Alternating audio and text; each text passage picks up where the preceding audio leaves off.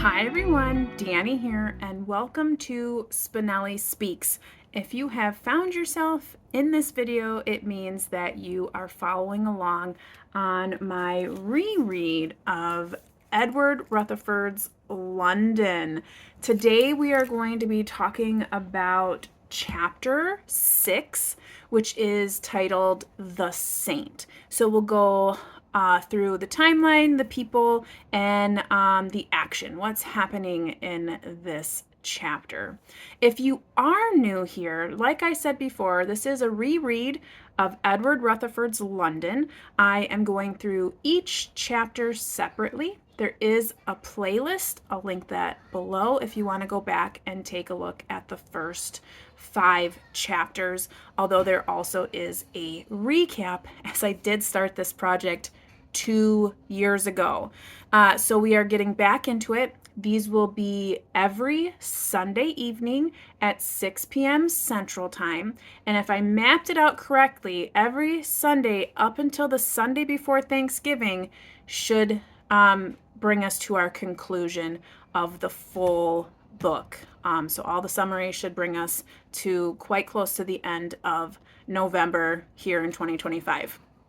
If you're watching this in replay, you should be able to go and see all of them. It's all in a playlist. But anywho, let's go ahead and jump into the good stuff. So again, this is chapter 6 titled The Saint.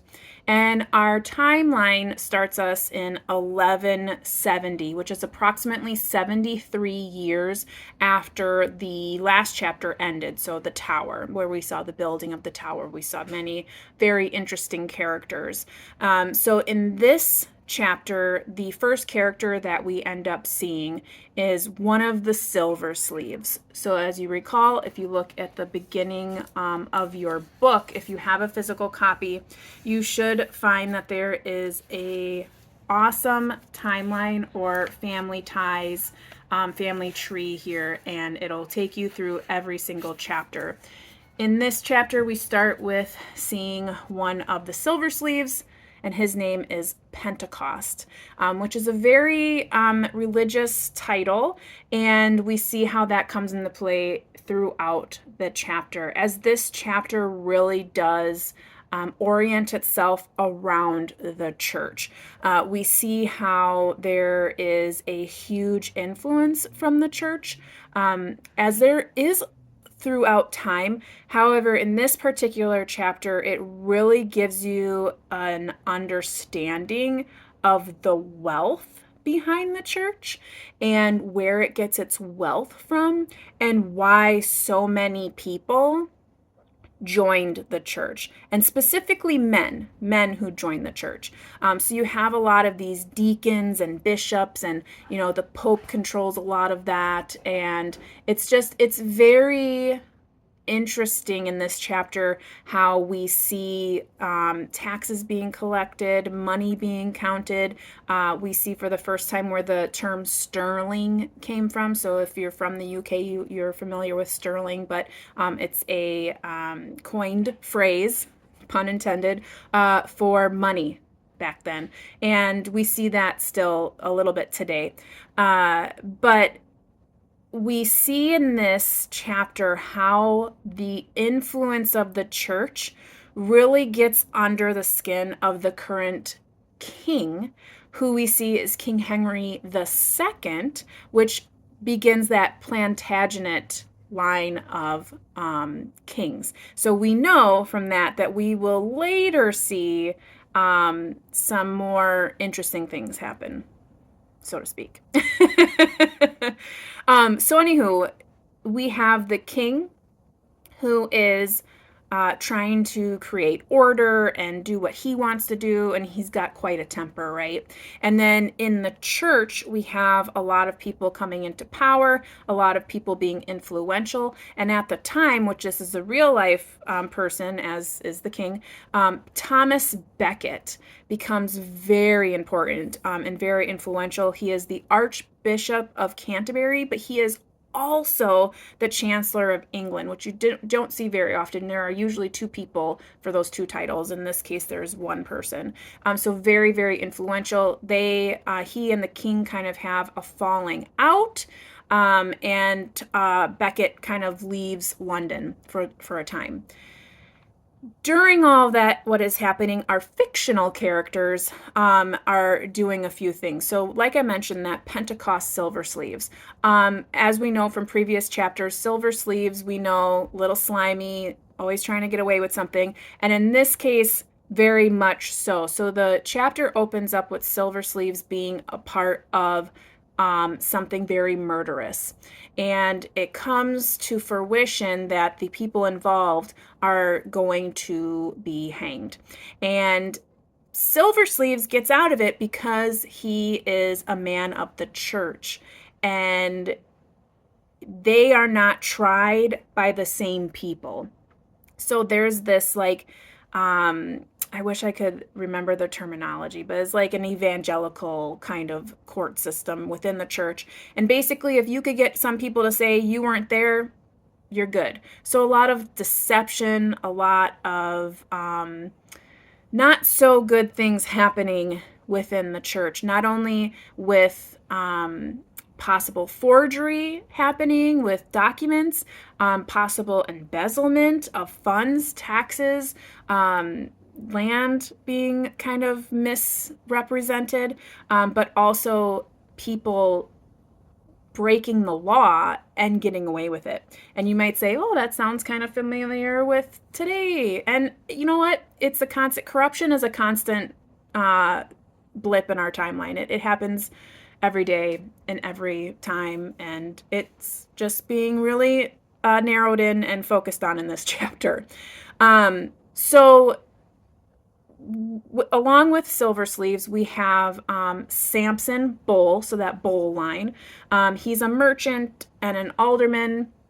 He has a brother, Michael, who is also called Brother Michael as he is a man of the church, but seemingly a real man of the cloth, like really does abide by his vows, which are, vows of poverty, vows of celibacy.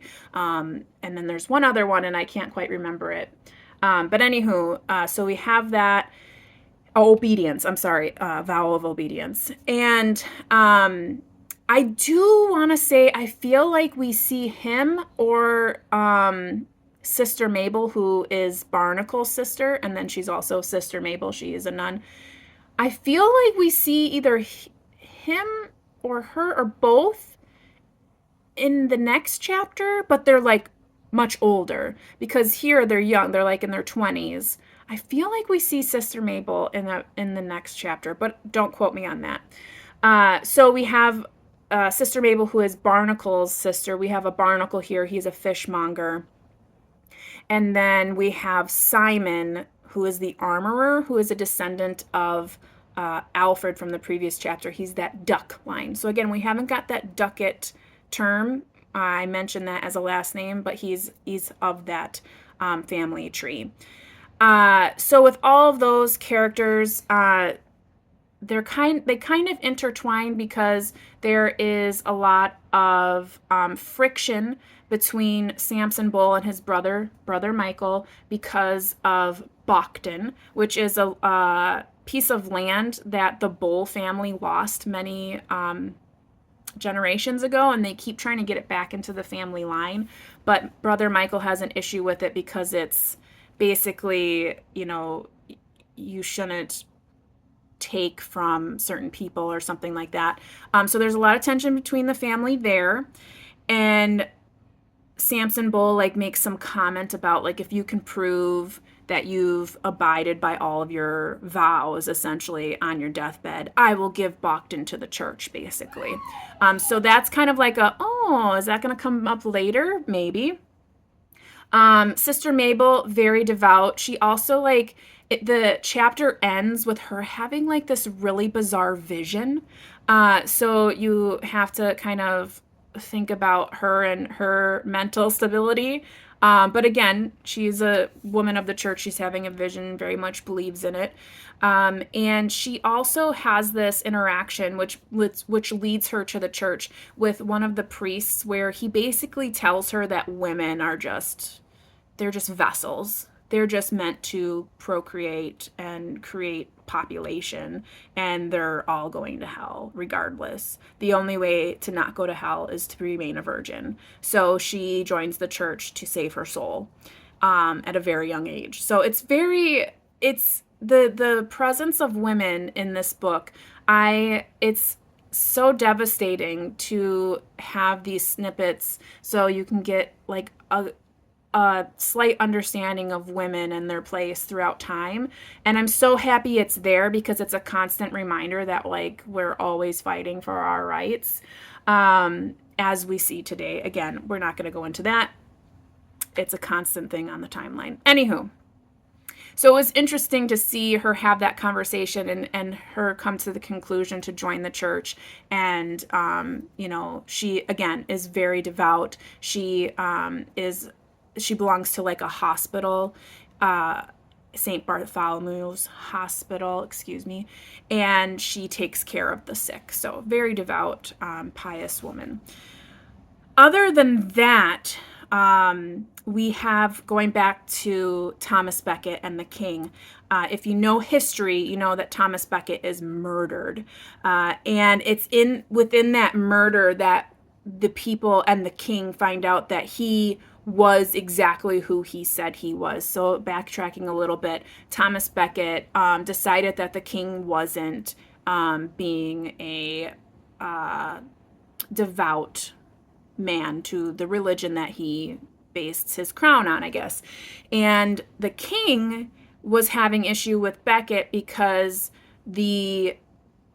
all the things that the church kind of got away with, or the church had all these rules that like didn't apply to their people, the king did not like. He did not like that if, for instance, this example of Pentecost was in this raid, so to speak, and he's not going to get the same punishment as the other people who committed an act that is punishable. And so that was the big argument, is like the king just feels like the church was just taking too many, like they were just getting away with everything and they were just able to do whatever they wanted. And he was like, no, we need to do these things. So that's why he and Thomas Becket kind of had a falling out. They then kind of regained a little traction and were kind of on talking terms again. And then there was some like men of the crown, or like soldiers, that found him and ended up like, it was like kind of like something happened and they ended up killing him, murdering him. And when they were, like, I guess going through his stuff, like his body and whatever, they find that he is definitely who he said he was, as far as like being a pious and devout person of the church, because I guess like he was in very modest clothing. He had lice all over his body. So here they all thought he was like living in the lap of luxury and taking advantage of the church and the money and all these things. And really he was living a very meager life. He was living in poverty. He was a devout follower of the church. And so with that, as everyone finds this out, they in turn make him a saint. So he is Saint Becket, Saint Thomas Becket. And that's in real life as well. So you can look that up and fact check that. Anywho, so, all in all, the chapter really encapsulates an understanding of the church's, I guess, the negative side of the church and how it influenced and how it really took advantage of the people. And that if you belong to the church as like a bishop or a deacon or a priest or any of that, you had advantages that other people didn't have. There was a lot of money being kind of passed around, a lot of money that was being embezzled and not counted correctly, or like land and surveys that were being done falsely to provide more to the church. It was a lot of forgery and just deception in general. And the king and this Thomas Becket having their feud in real life as well, and showing how that kind of came to fruition. So as the chapter is named, The Saint, it really is just referring to Thomas Becket and how in the fictional character side, how that affected them as far as family members who were part of the church, family members who were, benefiting from the church, and again, Silver Sleeves, what a slime ball. So we'll see how his family line continues to be slimy in the next couple of chapters. But all in all, another good chapter. More, I think, educational this chapter. Not a lot of fun, just a lot. So until next Sunday, so again, every Sunday at 6 p.m. Central Time, I believe the next chapter is called The Mayor. Let's take a look. Yes, chapter 7 is called The Mayor, and we will continue there. So if you're wanting to follow along, make sure you subscribe. Comment below, are you reading along? What do you think? What was your take on the chapter? And we will connect with you next time on that. So until then, I hope you're taking care, staying safe, and reading something fantastic. As always, you know how it goes. Happy reading. Bye.